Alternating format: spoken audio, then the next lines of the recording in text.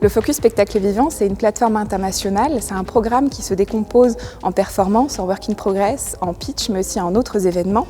C'est une plateforme à destination des professionnels de l'étranger, mais aussi du Luxembourg pour promouvoir la création contemporaine. C'est non seulement un espace de showcase pour présenter les nouvelles créations, mais c'est aussi un moyen et un espace concret de développement de nouvelles synergies de relations internationales pour promouvoir encore et toujours la création contemporaine au Luxembourg. Donc on présentera des pitchs, en particulier des chorégraphes Brian K. et Giovanni Zazzera, également Anne-Mareike Hess, mais aussi des pitchs de projets plutôt de théâtre ou de projets transdisciplinaires comme ceux de la compagnie Vivant ou encore de Thierry Mousset. Je m'appelle Sandy Flinto, je viens de la compagnie Vivant. Je suis artiste pluridisciplinaire. Au Focus, on va présenter une pièce qui s'appelle Du pain et des jeux. C'est une pièce sur le football. La pièce, elle est au tout début, mais qui nécessite quand même des coproducteurs. Et donc, on arrive au bon timing pour le faire. Dans le programme seront également proposées des performances, notamment Mégastructure de Sarah Balsinger et Isaiah Wilson, Baby de William Cardoso, Enquête de Fabio Godinho, Carnaval de Jennifer Goyer, The Blind Narcissist de Saïd Ani, Knut de la compagnie Copla Boons, mais également Minuit, une production des Rotondes de Florence Krauss, Grégoire Terrier, Sophie Rénal et Colline Grandpierre. Je m'appelle Fabio Godinho et je suis donc metteur en scène et comédien.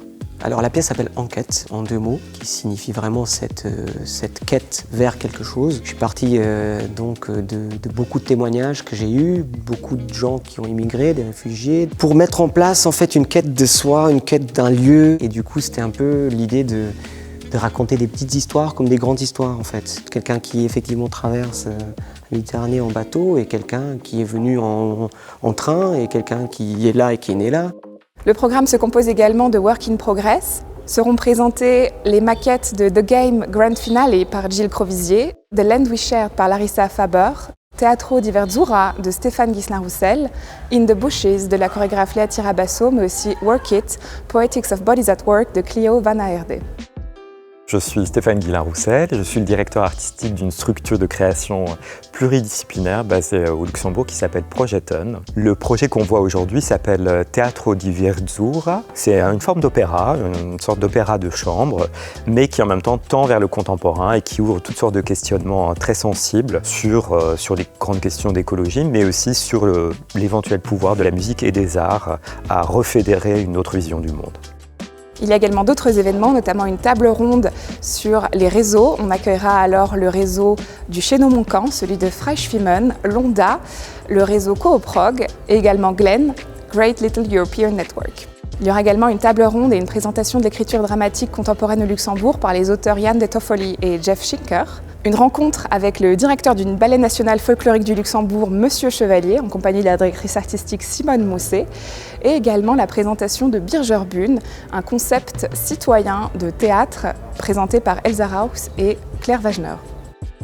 Pour nous, c'est important de montrer notre travail, de le confronter avec un public de professionnels internationaux, éventuellement de trouver des nouveaux partenariats et des nouvelles connexions. J'attends surtout en fait déjà qu'un dialogue se mette en place, qu'on puisse suivre quelqu'un, qu'on puisse être suivi, que des amitiés se créent, des partenariats, des choses comme ça en fait. D'une part, c'est la possibilité de partager, qui est vraiment le début d'une création à un public. Et puis surtout, évidemment, c'est l'occasion de faire découvrir le travail et la future création en cours à des programmateurs, des programmatrices, des professionnels. Et je trouve ça d'autant plus important au Luxembourg, où précisément la question de la diffusion est tellement centrale, pour moi vraiment fondamentale au cœur de toute la dynamique de Cultur et Lux.